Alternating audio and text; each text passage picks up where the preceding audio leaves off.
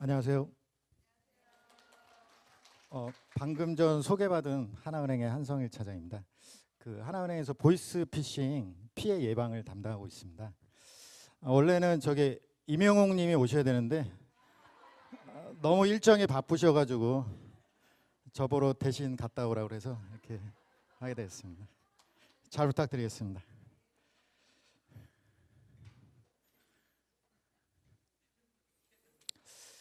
저희 하나은행은 그 국가평생교육 그 진흥원이랑 작년 7월에 협약을 맺고 지금 그 금융 소외계층이 이제 금융사기 피해가 많이 발생을 해서 은행에서 이제 사회적 책임을 다하기 위해서 노력을 하고 있고요. 그 뭐 다음 시간에 이제 수업도 해주실 텐데 뭐 교재 제작이라든지 뭐 이런 내용에 대해서 이제 진행을 하고 있습니다. 오늘 나눌 이야기는요, 그 교재랑 다르게 지금 금융 당국이나 은행이 보이스피싱 피해 예방을 위해서 많이 노력을 하고 있지만 작년에 비해서 지금 피해가 한 1.5배 정도 금액이 증가하고 있어요. 그래서 선생님들께서 이제 지도해 주시고 계시는 학생분들께서 또 좀 잘 인지하시고 교사님들이나 이제 교사님들의 가족분들도 보이스피싱을 피해를 당하지 않도록 관련 내용에 대해서 좀 말씀을 좀 드리고자 합니다. 좀 전에 말씀드린 것처럼 작년에 11,503명의 1,965억 원의 피해가 발생을 했습니다. 올해도 이제 피해자 수는 상반기에 이제 작년하고 비슷한데 피해 금액은 1.5배 정도 증가를 했어요. 그래서 뭐 직접적으로 느끼시고 계시지는 않으시겠지만 지속해서 이제 지금 피해가 발생하고 있는 상황입니다. 이 금액은 이제 금융감독원에서 이제 그 보도자를 통해서 배포한 자료고요.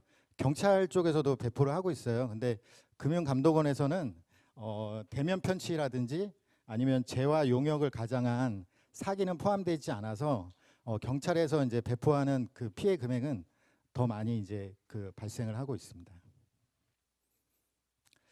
보이스피싱 하시면 뭐 어떤 생각이 드세요? 2013년도에 KBS에서 이제 개그 콘서트에서 황해라는 프로그램이 상당히 1년 동안 유행을 했었습니다. 그래서 지금 많이들 당황하시는 것 같은데 이때 당시만 해도 실제로 이렇게 그 조선족 분이 전화를 하셔서 보이스피싱 그 사기 피해가 발생을 했는데 10년이면 이제 광산도 변한다고 하잖아요. 그래서 요즘의 보이스피싱은 꼬마들도 다 가지고 있는 휴대폰을 통해서 이제 발생을 하고 있습니다.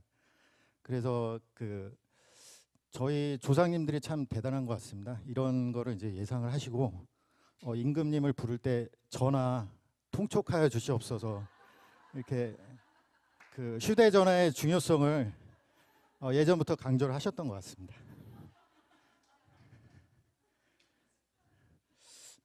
잘 안 넘어가네요.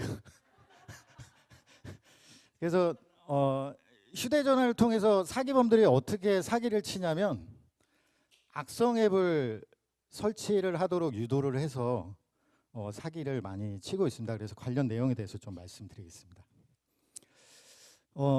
악성 앱을 설치하기 위해서 그 문자나 이런 부분들을 많이 받아보시고 계실 거예요. 그 문자 중에 그 영문으로 되어 있는 그 링크 주소가 있습니다. 이게 한 번만 클릭해도 순식간에 이제 악성 앱이 설치가 됩니다. 그래서 사기범들은 어떻게 하든 저거를 누르게 하기 위해서 택배를 보내지도 않았는데 택배가 발송됐다든지 아니면 택배가 반송이 됐다. 그러면서 이제 개인정보를 입력해야 된다. 그런 식으로 하고요. 그래서 이제 여러분들도 집에 거의 매일 택배 상자가 하나씩 오시잖아요. 그리고 신용카드를 발급을 하지도 않았는데 카드가 발급됐다라든지 아니면 본인이 해외에서 카드를 쓰지도 않았는데 카드 사용이 됐다. 최근에는 이제 주차 위반 과태료가 나왔다 그러면서 관련 영상이나 사진을 확인해 보라고 하면서 오고요. 아니면 음식물 쓰레기 무단 투기 관련으로 과태료가 나왔다. 그러면서 이제 문자가 나옵니다. 그래서 가급적 문자는 그냥 확인을 안 하시는 게 좋고요. 확인을 하시더라도 링크 주소는 절대 클릭하지 않으시는 게 좋습니다. 그리고 최근에 사기는 부고장이나 청첩장을 통해서도 많이 옵니다. 저희가 이제 그 관원상자회를 많이 챙기다 보니까, 근데 유의할 점은 이 문자나 카톡이 아는 사람 명의로 온다는 거예요. 그게 왜 그러냐면 그분도 그 링크를 눌러가지고 연락처 정보가 털린 거예요. 그래서 그 연락처에 있는 여러분들한테 그 부고장이나 청첩장이 온 거예요. 그래서 그런 식으로 악성 앱을 이제 설치하도록 유도를 하고 있습니다. 그래서 이제 악성 앱 설치가 무서운 이유는 딱 한 번 그 영문 클릭했을 뿐인데 사기범에게 정보는 이미 다 넘어갔습니다. 넘어가는 정보는 연락처 그 전화번호라든지 이름이라든지 거기에 이제 뭐 관계라는 거 메모해 두시잖아요. 그리고 어디 외부에 가면 이제 신분증 달라고 보여달라고 하시니까 신분증 갤러리에 저장해 놓으시잖아요. 그리고 계좌번호, 카드번호 기억 못 하시니까 메모장에 메모해 놓으시고 친절하게 비밀번호, 뭐 유효기간 이런 거 한 번 누르는 순간에 이미 다 털려 나갔습니다. 그래서 이미 삭제를 하더라도 털려 나가신 상황입니다. 그래서 사기범들이 악성 앱을 설치한 다음에 어떻게 진행을 하냐면 알뜰폰을 개통합니다. 알뜰폰은 그 대리점에 나가지 않고도 개통이 가능하기 때문에 알뜰폰을 개통하고요. 그 폰을 가지고 입출금 통장을 만듭니다. 그리고 비대면으로 이제 신용대출도 받아서 그 통장에 자금을 넣고요. 그 다음에 사기 자금을 그쪽으로 입금하라고 이제 다른 일반 시민한테 이제 유도를 하거나 아니면 오픈 뱅킹을 통해서 다른 금융기관에 있는 예금도 다 탈취를 하고 있습니다. 그리고 악성 앱 설치가 무서운 이유는 뭐냐면요. 전화를 보낼 때 누가 보내는지 전화가 표시가 되잖아요. 그거를 사기범들이 변경을 할 수가 있습니다. 그러니까 본인들은 은행이 아닌데 은행이라고 해서 전화를 하거나 경찰이 아닌데 경찰로 전화 112로 해서 경찰로 전화가 올 수도 있습니다. 그리고 핸드폰의 전화 내용을 다 듣고 있고요. 그 다음에 핸드폰 카메라를 통해서 다 볼 수도 있습니다. 그리고 핸드폰의 위치 추적을 통해서 어디에 계신지도 그 알 수 있는 상황이고요. 그 다음에 더 무서운 건 핸드폰으로 전화를 하시면 그거를 사기범들이 가로챕니다. 그래서 연락처에 이제 뭐 은행이라고 돼 있어서 은행을 눌렀는데 사기범들이 가로채서 본인들이 은행이라고 하면서 받습니다. 예. 저도 이제 여기 이제 담당하면서 그런 내용을 알게 됐거든요. 그래서 사기범들은 저희가 상상한 것 이상으로 돼 있습니다. 그래서 사기 유행에는 기관 사칭이 있는데요. 최근에 기관 사칭은 그 검찰이나 경찰 수사관을 사칭해서 실명제가 그 법을 위반했다든지 아니면 대포통장에 관련이 됐다. 손님의 자금을 빨리 저기 국가 안전 계좌로 이체를 하셔야 된다. 그렇게 하면 진짜 그거를 믿는 분들이 계세요. 그래서 최근에도 다른 은행에서 국가 안전 계좌로 송금을 하라고 해서 16억을 송금한 사례가 있었습니다. 예. 그래서 핸드폰을 뭐 악성 앱을 설치 안 했다 하더라도 전화를 받아서 통화를 하면서 이제 넘어가게 되는 경우거든요. 그래서 그런 부분들을 좀 알아주시면 좋을 것 같고요. 그다음에 대출빙자 사기는 최근에도 한 피해 금액의 한 절반 정도는 대출 사기로 발생을 하고 있습니다. 왜냐하면 이제 서민들이 어렵다고 하니까 옛날 코로나 때는 이제 정부 지원 대출이다. 그래서 금리가 낮다. 그래서 이제 그 사기를 당하시는 경우가 많았고요. 최근에는 낮은 금리로 바꿔주겠다. 그래서 대출금을 상환해야 된다. 근데 그 상환 자금을 은행에 보내셔야 되는데 그걸 일반 이제 개인 계좌로 보내서 이제 사기를 당하시는 경우가 있고요. 그 다음에 낮은 금리로 대출하기 위해서는 뭐 보증료나 수수료가 필요하다. 그래서 이제 송금해서 이제 사기를 당하시는 경우가 많습니다. 그리고 이제 감독원을 사칭해서 당당하게 금융감독원 앞에서 현금으로 이제 수취를 해서 이제 편취하는 경우도 발생을 한 적이 있습니다. 그리고 또 절반 정도는 가족 관련해서 사기를 많이 당하세요. 그러니까 카카오톡으로 이제 자녀분이 엄마 나 핸드폰 고장이 났는데 이거를 보험을 청구해서 받아야 되는데 엄마 신분증이 필요해. 신분증 좀 찍어서 보내줘. 그러면 찍어서 보내드립니다. 그리고 돈을 받아야 되는데 계좌번호 좀 보내줘. 그럼 계좌번호 보냅니다. 그리고 비밀번호는 이제 물어보는 경우도 있고 안 물어보는 경우도 있는데 인증번호를 물어보거든요. 엄마 지금 인증번호 갔을 거야. 그것 좀 불러줘. 그러는 순간 알뜰폰이 개통이 된다든가 아니면 계좌 개설이 된다든가 그래서 그런 부분들로 많이 이제 피해가 발생하고 있는 상황입니다. 그래서 자녀 피싱 사례 관련해서 잠깐 영상 보고 오시겠습니다. 보이스 피싱 범죄가 끊이질 않고 있습니다. 신종 보이스피싱 수법이 은행을 사칭한 보이스피싱 범죄에서 대출 빙자형 보이스피싱에 당한 겁니다. 당신은 보이스피싱으로부터 안전하신가요? 예, 그걸 한번 불러주시겠어요?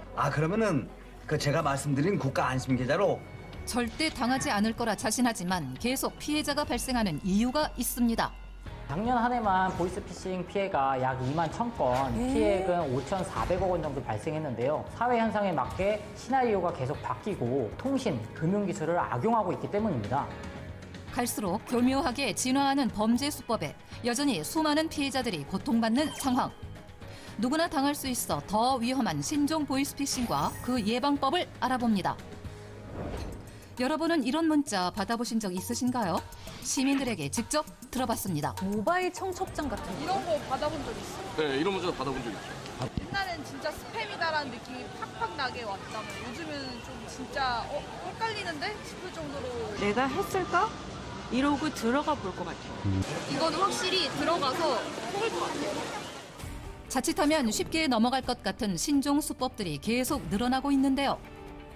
과거에는 단순히 하나의 기관을 사칭해서 속이는 수법이었다면 최근에는 조직화, 분업화되면서 여러 역할을 나눠서 교묘하게 피해자를 속입니다. 그래서 보이스피싱에 대한 주의가 각별히 필요합니다.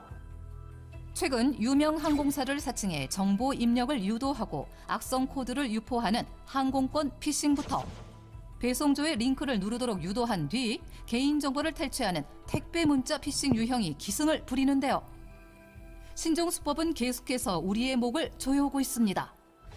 대표적으로 정보 지원을 빙자한 대출 빙자형과 나의 주변 지인과 가족을 사칭하는 사칭 유형, 그리고 금융 수사기관을 사칭하는 기관 사칭형과 같은 메신저 피싱 범죄가 최근 빈번해지고 있습니다. 다 그럴듯해요. 수법이 바뀌면서 범죄 대상에도 변화가 있다는데요. 일반적으로 고령층으로 갈수록 가족이나 지인을 사칭한 보이스피싱에 취약한 반면 사회 경험이 상대적으로 부족한 20대 등 젊은 층의 경우에는 정부 기관을 사칭한 보이스피싱에 취약한 면이 있습니다. 사기 유형이 변하면서 특히 60대 이상 고령층이 위기에 내몰리는 상황. 작년 연령대별 사기 유형에서도 60대의 비중이 가장 큰데요. 비대면 채널이 증가함에 따라 자연스레 고령층을 대상으로 한 메신저 피싱 피해가 늘어나고 있답니다. 대표적인 피해 사례를 확인해 볼까요? 어느 날 딸에게서 온 메시지를 확인하는 60대 나순수 씨. 엄마, 나 진심인데 확인하면 답장 주라. 내 폰 액정이 깨져서 나 여사 도와줄 수 있어? 이상하네. 보이스피싱인가? 이게요? 하지만 프로필 사진과 말투, 애칭까지 모두 딸이 쓰던 그대로였기에 의심을 이러면. 거두는데요. 인증 이런 거 잘 못 보내는데. 어떡하지? 본인이 직접 보내니까요. 그리고는 서툴지만 딸이 부탁한 대로 링크를 눌러 앱을 설치하고 신분증 사진까지 찍어 보내는데요. 아이고 이렇게 하면 됐나? 됐다. 나 여사 고마워. 이따 봐요. 답장까지 와요? 그리고 잠시 후 나순수 씨의 계좌에서 모든 잔액이 빠져나가고 맙니다. 이게 뭐야?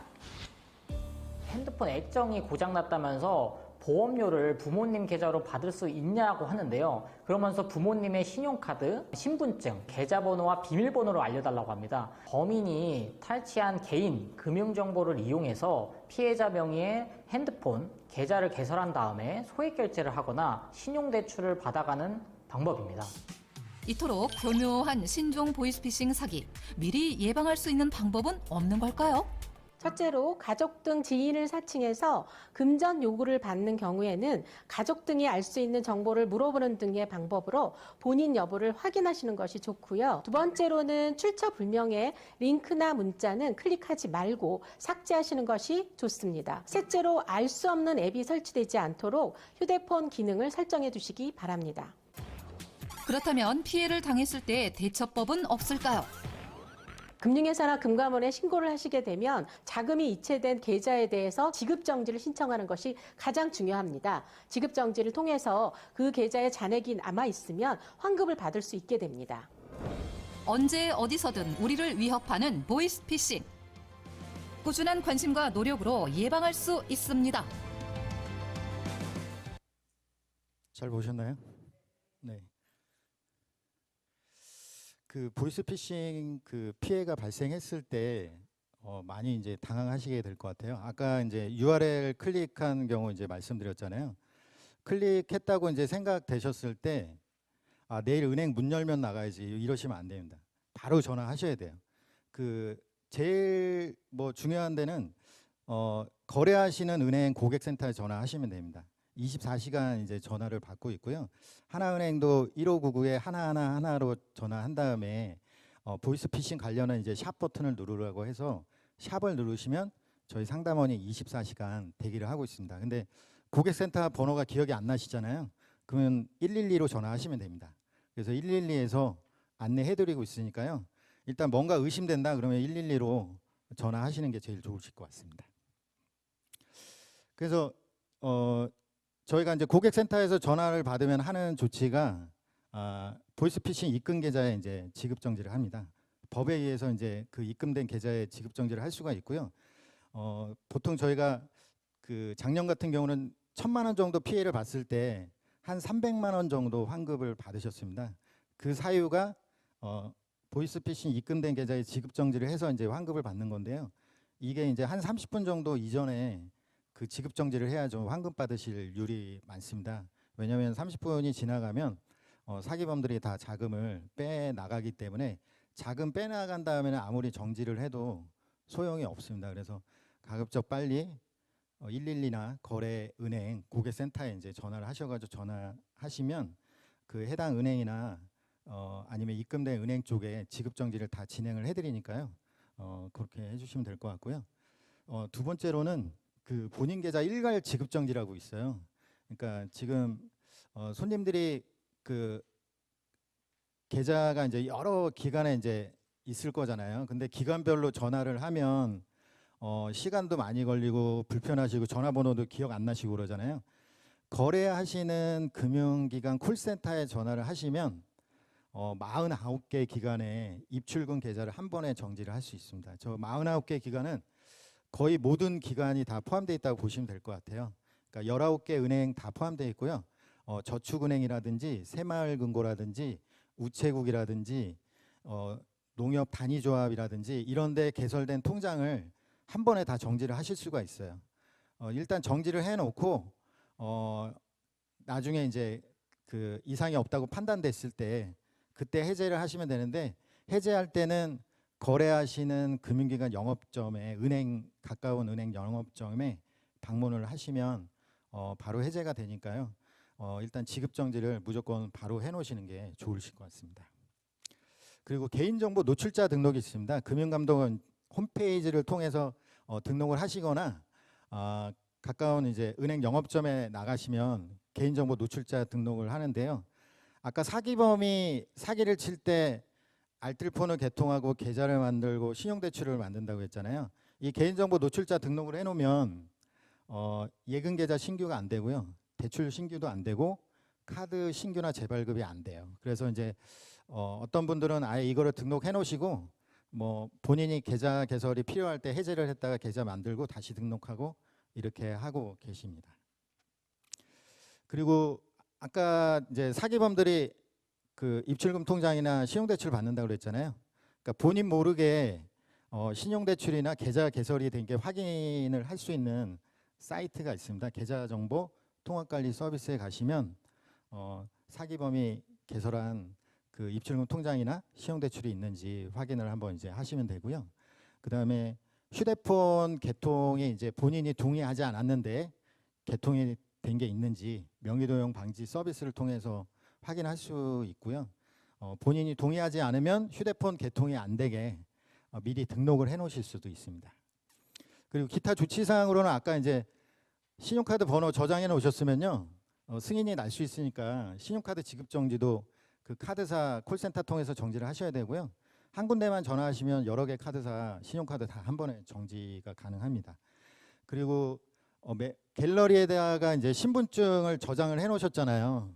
그러면 신분증을 분실 신고하고 꼭 재발급을 받으셔야 돼요. 주민등록증하고 운전면허증이 항상 그렇거든요. 그래서 저희가 은행에서 이제 신분증 진위 확인도 해요. 근데 이름, 주민등록번호, 발급일자로 확인을 하고 있거든요. 그래서 발급일자를 바꾸려면 분신 신고하고 재발급을 해서 그 발급일자를 바꿔주셔야 되거든요. 그래서 그 내용을 신분증을 저장해 놓으신 경우에는 재발급을 하셔야 됩니다. 그리고 저희가 이제 인터넷 뱅킹 가입하신 게 있으면 해지하고 재가입 안내드리고 있고요. 인증서도 혹시 복사됐을지 모르니까 폐기하고 재발급 하시고 계좌 비밀번호도 변경하시도록 이렇게 안내드리고 있고요. 악성 앱이 설치된 경우에는 가까운 그 휴대폰 대리점 가시거나 은행 가시면 아마 악성 앱 설치되어 있는 경우는 이제 삭제를 해드리고 있습니다.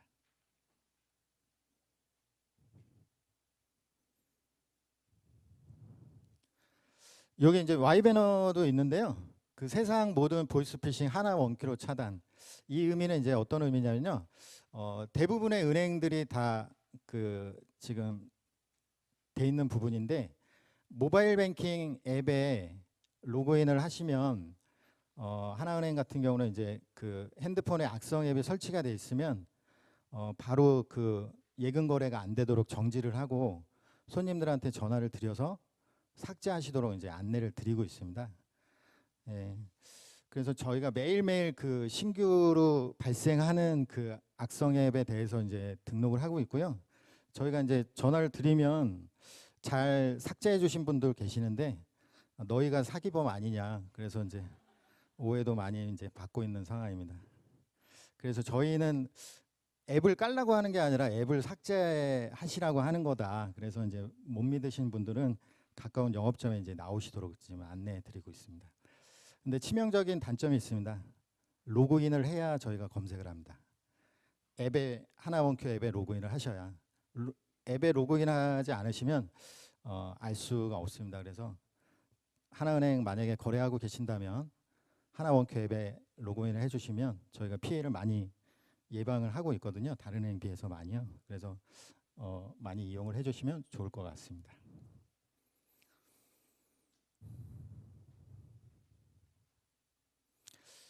보이스피싱 피해 예방을 위해서 아까 영상에도 나왔지만요, 문자나 카톡을 그 모르는 내용이나 아니면 뭐 아시는 내용이라도 URL을 절대 클릭하지 않으셔야 돼요. 저는 이제 카드사에서 뭐 이용대금 명세서가 왔어요, 눌러보세요 그러면 그냥 카드사 앱으로 들어갑니다. 그리고 앱 설치도 구글 플레이 스토어를 통해서 앱을 설치하지 그냥 링크 주소를 통해서 앱을 설치하고 있지는 않습니다. 그리고 지인한테 이제 부고장이 오면 요즘에는 잘 돼 있어서 그 장례식장 홈페이지에 들어가서 진짜 이제 그 상주가 맞는지 이렇게 확인을 해보고 있고요. 모르는 전화 절대 받지 않으셔야 돼요. 아까 그 16억 피해 보셨다는 분도 그냥 모르는 전화 이제 받으신 거예요. 그리고 아까 영상에도 나왔지만 사기범들은 분업을 합니다. 그래서 요즘에 어떻게 하냐면 아까 말씀드린 것처럼 대포 통장에 연루됐다. 뭐 경찰이나 검찰에 전화를 해보셔라. 그래서 이제 112로 전화를 하실 거 아니에요. 경찰로 전화를 하셨으면 그럼 그 전화를 이제 사기범이 땡겨받아요. 그래서 저희가 이제 지금 조사를 하고 있는데 연루된 게 맞습니다. 그럼 뭐 은행에 한번 확인해서 처리를 하세요. 그러면서 이제 은행 전화번호 알려주면 그 은행 전화로 하면 또 사기범이 또 땡겨서 은행 직원인 것처럼 그렇게 분업을 해서 다 처리를 하고 있는데 다 사기범 일당입니다. 이렇게 나란히 앉아서 한 분을 이제 속이고 있는 상황이라서 넘어갈 수 없게끔 하거든요. 그래서 제일 좋은 건 아예 모르는 번호 안 받으셔야 되고요. 그리고 휴대폰에 신분증 사본이나 뭐 계좌번호나 비밀번호 저장 안 하셔야 되고 자녀가 정보 알려달라고 할 때 자녀한테 먼저 유선으로 한번 확인을 해보시는 게 좋을 것 같습니다. 근데 요즘에 이제 최근에 나온 거는 전화를 받았는데 상대방이 아무 소리도 안 한대요. 근데 여보세요, 여보세요. 그 3초, 5초 사이에 목소리를 딴답니다. 그래서 그거를 이제 편집을 해서 자녀한테 이제 보내는 그런 기술까지도 발달을 했기 때문에 무엇을 믿어야 될지 참 의문스럽습니다. 그래서 이제 의심하고 꼭 확인하셔야 돼요. 저 같은 경우도 몇 년 전에 이제 형수님이 전화가 왔어요. 혹시 그 돈 빌려달라고 카톡을 했냐고. 근데 이제 형수님이 제가 이제 은행원이니까 돈 빌려달라는 소리 안 할 것 같은데 이제 확인 전화가 오셨어요. 그래서 저는 그런 거 보낸 적 없다 그랬더니 저의 카톡 사진하고 똑같이 해서 보낸 거예요. 어떻게 이제 유출이 됐는지 모르겠지만 그래서 돈을 빌려달라고 이렇게 했는데 저한테 이제 확인 전화가 와서 다행히 이제 피해를 예방했거든요. 그래서 확인하는 게 제일 그 중요한 부분이고요. 피해 예방을 위해서 이제 제도가 많이 있습니다. 그러니까 다른 사람이 이제 100만 원 이상 보내면 현금 인출기에서 이제 30분 이후에 인출하라는 것도 그런 부분이고요. 그리고 지연이체가 되도록 그 할 수가 있는데 저희 우리나라 국민들이 성격이 너무 급하셔가지고 그걸 참지 못하고 이제 이런 거 등록하시는 경우가 드물고요. 그다음에 입금 계좌도 지정을 할 수가 있어요. 특정 지정한 계좌만. 그리고 단말기도 지정을 할 수가 있습니다. 아까처럼 이제 사기범이 다른 핸드폰을 만들었으면 그쪽 단말기에서는 이제 안 되는 거죠. 그리고 사기범들이 주로 이제 중국이나 뭐 필리핀이나 해외에서 이렇게 접속을 시도하는데 해외 IP를 차단할 수도 있고요. 지금 고령자분들은 이제 카드사에서 그 카드 대출이 발생했을 때 등록된 지인분들한테 문자를 이제 보내드리고 있습니다. 이 강의 내용은 다 책자로 나와 있으니까요. 책자로 이제 참고해 주시면 될 것 같습니다. 그래서 보이스피싱 특징도 아까 이제 말씀드린 것 같고요. 그리고 올해부터 이제 시행된 게 아까 말씀드린 것처럼 법에 의해서 피해금을 이제 환급하는 제도는 이미 마련이 돼 있고요. 올해부터는 이제 19개 은행이 금융 당국이랑 협약을 해서 보이스피싱 그 피해가 발생했을 때 일부 이제 그 보상을 하는 거를 이제 시행을 하고 있습니다. 그런데 이제 대상되는 사고는 접근 매체 미변조라든지 아니면은 그 전자적 장치 또는 정보통신망에 침입해서 기타 이제 부정한 방법으로 됐을 때 보상이 되는 거고요. 대부분 아까 말씀드린 대출 본인이 송금하셨잖아요. 보상이 안 돼요. 그 투자 사기 보상이 안 됩니다. 본인이 그냥 돈 보내신 거고. 그리고 로맨스 스캠도 많이 당하세요. 관계를 많이 이제 형성을 해가지고 이제 보내는데 그것도 법에 의한 대상도 안 되고 그 비대면 이제 책임 분담 대상도 아니어서 일단 요거는 이제 제도가 있다는 것만 그 알고 계시면 좋을 것 같습니다.